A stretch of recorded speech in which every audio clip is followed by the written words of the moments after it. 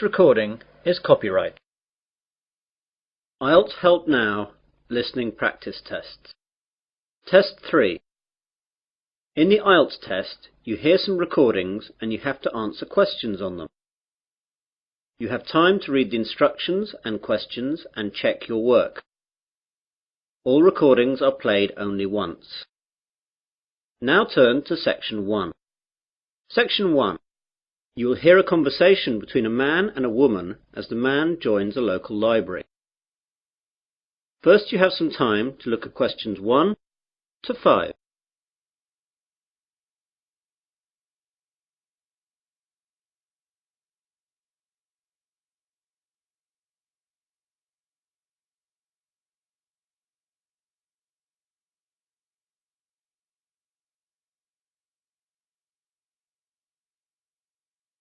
You will see that there is an example. This time only, the conversation relating to this will be played first. Hello, I'm new in the area and I'd like to join the library, please. That's no problem. Let me get an application form. Here we are. Now, all we have to do is fill this in and then I'll get you to sign it and you'll be a member. Great. Now then, what's your full name? Peter Adrian Camden. How do you spell Camden? C-A-M-D-E-N. C-A-M-D-E-N? Yes, that's right. So, Camden is the correct answer. Now we begin. You should answer the questions as you listen, as the recording is not played twice. Listen carefully to the conversation and answer questions 1 to 5. Hello, I'm new in the area and I'd like to join the library, please. That's no problem.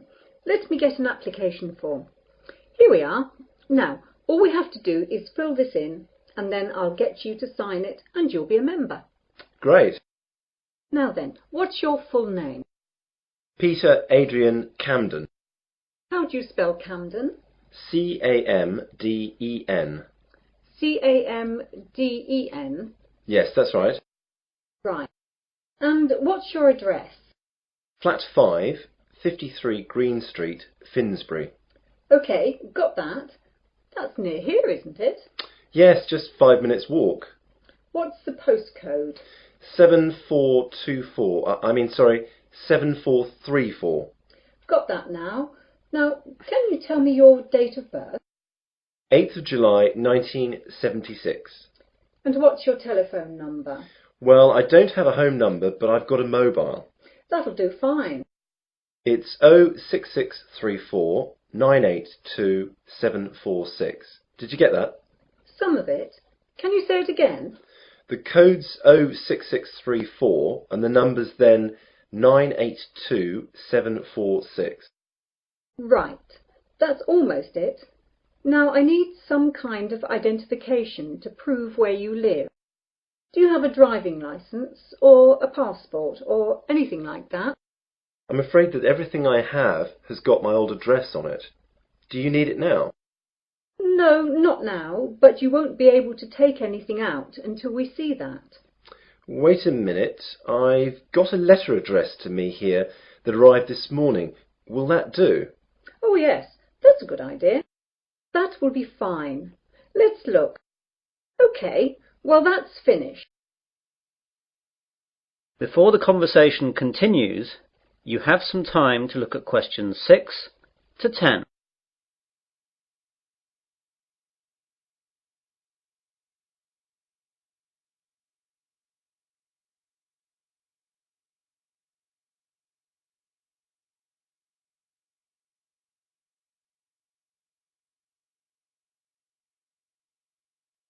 Now listen carefully and answer questions 6 to 10.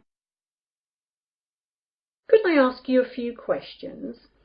The council that runs the library is running a survey to find out what kind of books people prefer so that they can direct their buying. Yeah, no problem. OK, so what type of books do you like? Well, I'm very keen on mysteries. You know, when a detective is trying to find out who did the murder. Historical novels interest me too. Romance, never. My sister loves them, but they bore me to tears. I quite like books on animals too. I get them out sometimes. Not science fiction either. Too weird. Well, I think that's it then. Good. Oh, do you charge anything? The library is free unless you want to rent out some of our videos or DVDs. And how much is that? Well, we rent videos out for $4 each and DVDs are $6. You must leave us a deposit of $60 as well. That's returnable, of course. I don't think I'll get any of those just yet. Can I pay later? Sure, just give the money in when you're ready to rent them out. Well, thanks very much. You've been very helpful. I might take a book out now for the weekend, if that's okay. Go ahead. Well, goodbye. That is the end of section 1. You will now have half a minute to check your answers.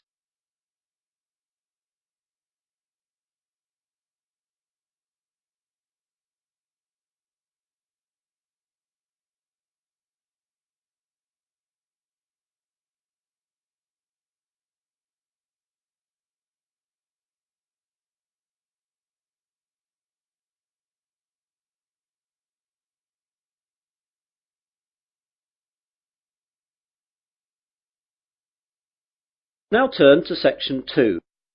Section 2. You will hear a radio presenter interviewing a doctor. First you have some time to look at questions 11 to 14.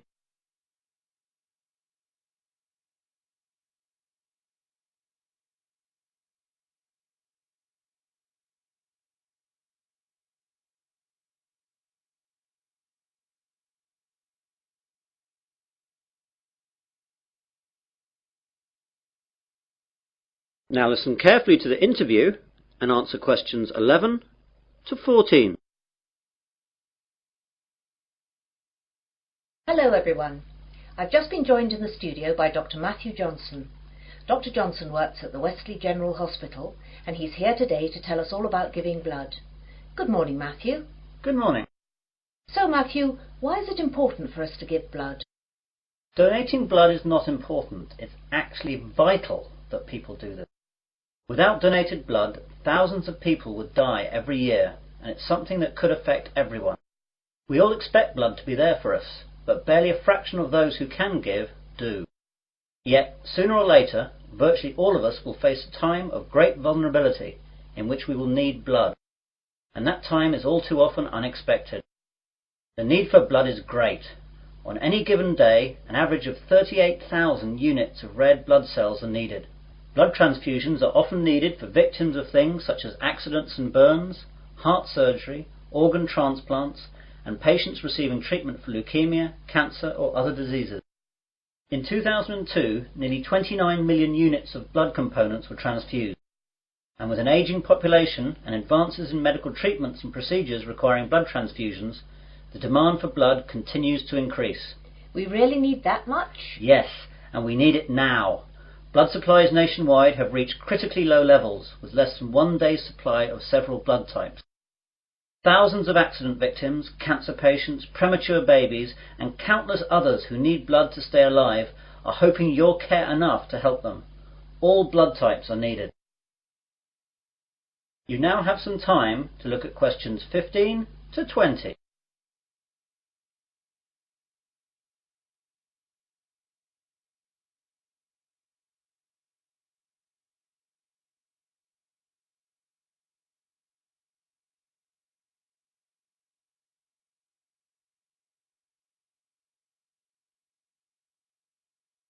Now listen to the rest of the conversation and answer questions 15 to 20. What are the different types? It's a bit more complicated than that.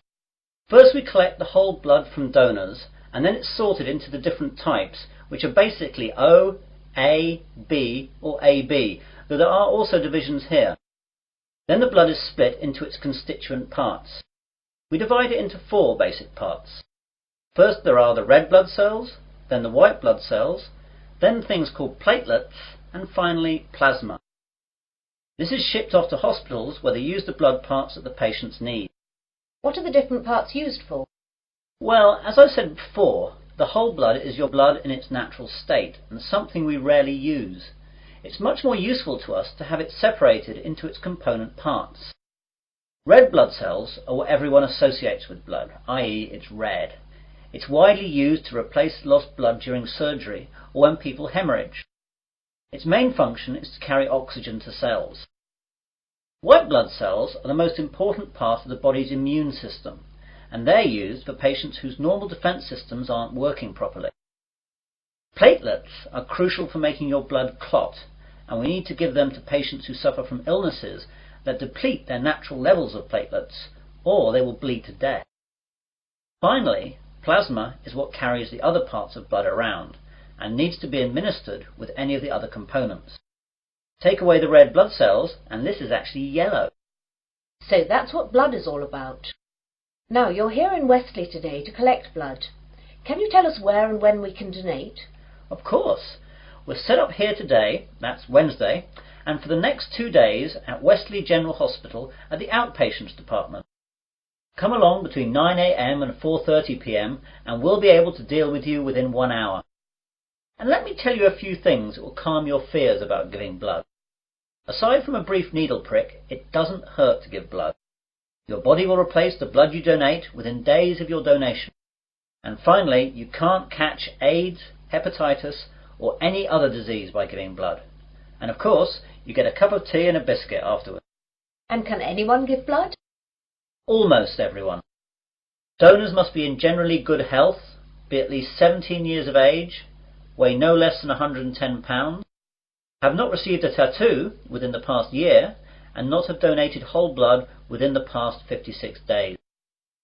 We screen donors with a series of questions before we take the blood, so if you're unsure, come down and we'll let you know. Please come down and see us. Remember, if you can donate 1 pint of blood, this can save up to 3 lives. Well, thanks, Matthew. I, for one, will definitely be going down to Wesley General to donate. That is the end of section 2. You will now have half a minute to check your answers.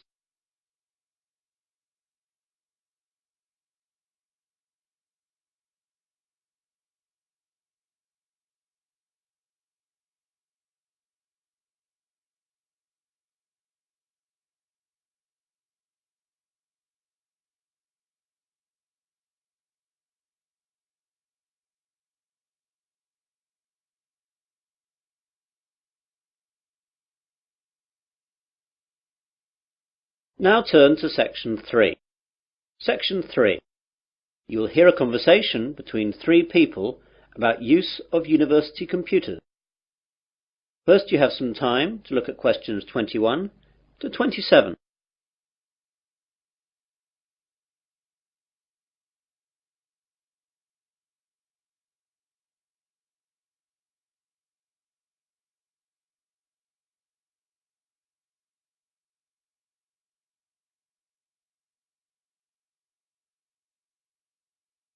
Now listen carefully and answer questions 21 to 27.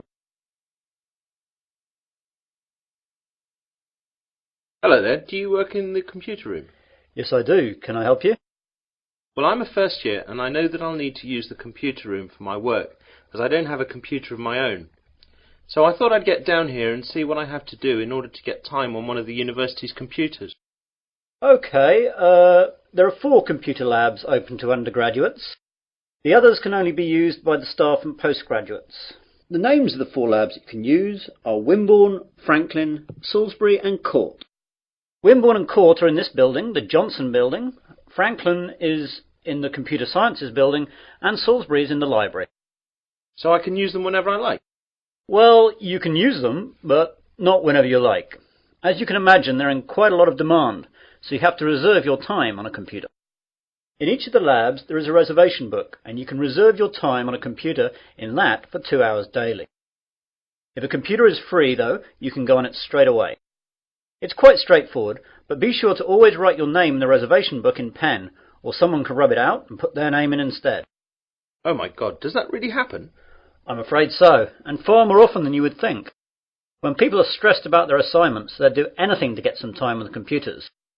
Better not try it yourself, though, or you'll be banned from the computers for the rest of the academic year, and your password and username will be taken away. That reminds me, I've got to get a username and password. How do I go about that then? Well, what I'll do is to pass you over to my colleague Jane, as she's in charge of all that. Jane? Yes, Dave? I've got a new student here wanting to find out about usernames and passwords. Can you help him out with that? Yeah, sure. Hi there. Hi. Well, it's a straightforward process. First of all, tell me your name and I'll type it into the system. James Smith. Right, let me do that. You see, all students are automatically given a username and then they just choose a password themselves.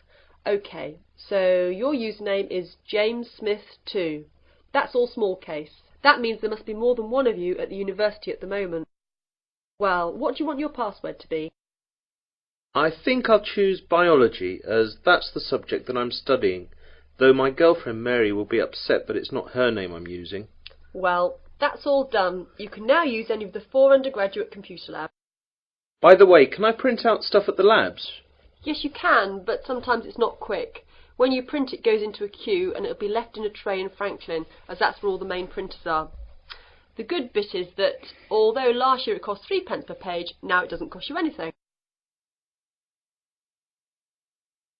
You now have some time to look at questions 28 to 30.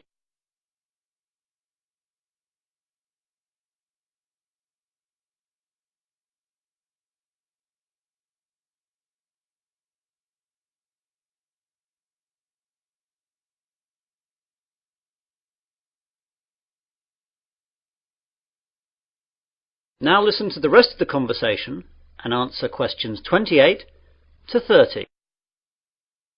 I don't really know much about computing. Is there any training available?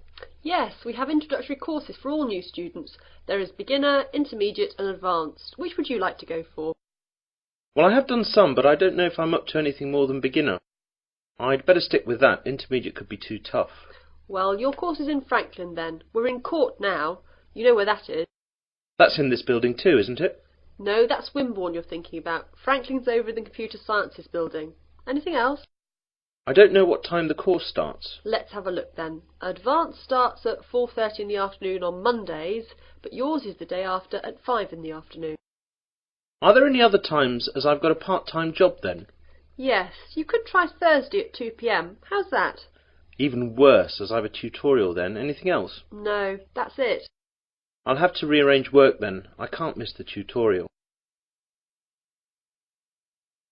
That is the end of section 3. You will now have half a minute to check your answers.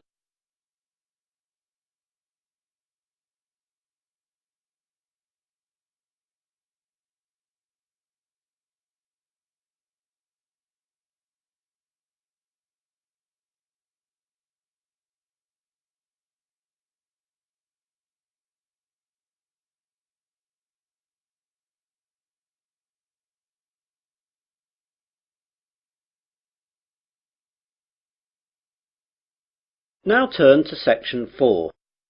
Section 4. You will hear part of a university seminar given by a student. First, you have some time to look at questions 31 to 40.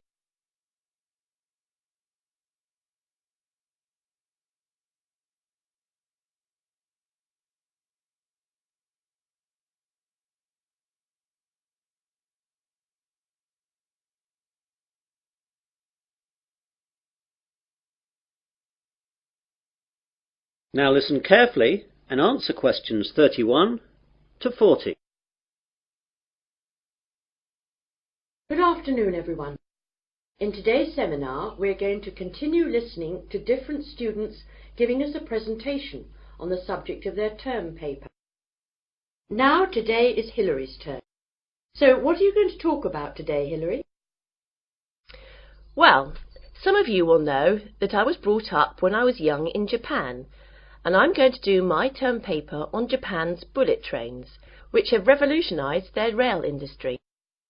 Japan's main island, Honshu, is covered by a network of high-speed train lines that connect Tokyo with most of the island's major cities and Fukuoka on the island of Kyushu. Japan's high-speed trains are called Shinkansen, but are known to us as bullet trains. The Japanese bullet train system is credited with being the world's first purpose-built high-speed railway. and the model and inspiration for all other similar type systems running today, such as the French TGV. The reputation it has earned for safety, speed, and punctuality is unsurpassed. I'd like to give you some figures about that. As regards safety, there has never been a death on the bullet train system since its inception in 1964, other than that caused by deliberate passenger misadventure. As far as speed is concerned, the bullet train holds the current world record for the fastest average speed between two station stops, which was 261.8 kph between Hiroshima and Kokura. The train travelled 192 kilometres in 44 minutes. This record is from the 500 series Nozomi trains, running at a maximum speed of 300 kilometres an hour between Shin Osaka and Hakata. I'll talk more about them later. The punctuality puts European train services to shame. Most trains arrive at their destination after several hours to within the second. In 1 year, the total time that all bullet trains were late by was 12 seconds. This statistic is hard to believe, but it would be difficult to prove otherwise, and that's what the rail authorities in Japan have told us. Now I'd like to tell you a bit about their history. The first bullet train was introduced in 1964 by Central and West Japan Railways for the Tokyo to Osaka route. Most of these old trains have now been discontinued. There have been several bullet train models since then. The most recent ones have been the 300, 500 and 700 series, and it's the 500 series one that can travel at 300 kph. The bullet trains operating in Japan today are of the three following categories: Nozomi, Hikari, and Kodama. The Nozomi trains stop only at the most important stations and reach Osaka from Tokyo in only about 2.5 hours, and it's the most modern of bullet trains that serve as Nozomi. Hikari trains stop a little bit more frequently than Nozomi trains and need roughly 3 hours to reach Osaka from Tokyo. Kodama trains stop at all stations, and they are the local trains among bullet trains. Older models of bullet trains serve as Kodama. I'd like now to talk a little bit about the technology involved in bullet trains. The Shinkansen bullet trains consist of electrically powered cars. That means basically all individual cars are equipped with electric motor driving systems. This is in contrast to locomotive trains, in which the locomotive pulls the passenger coaches. The realization of the high-speed Shinkansen with the electric train system had a great significance. The French train à grande vitesse, or TGV, runs on a centralized power system, in which the heavyweight, high-output locomotives at both ends pull the passenger coaches. It's a system suitable to European railways, which run basically on straight tracks in wide plains with solid foundations. However, it is unsuitable in Japan, where the ground is flimsy and the tracks full of curves and undulations, and intercity distances are short, making it necessary for the trains to accelerate and decelerate frequently. One of the advantages of the electric car system is that the motor functions as a brake to reduce the speed of the train. When the power feed to the electric car motors is stopped, the wheels continue revolving, keeping the motors rotating, resulting in electricity generation by magnetic induction. As the force acts in the direction opposite to the axle's motion, it functions as a brake to the train. All the motors equipped on each coach can be utilized effectively to reduce the speed, making the electric train system advantageous on Japanese railways, which involve frequent deceleration and acceleration. In addition, by virtue of the remarkable progress achieved recently in semiconductor technologies, the electric train system has undergone tremendous improvements in power, operability and safety administration, so the system is becoming increasingly advantageous. That is the end of section 4. You'll now have half a minute to check your answers.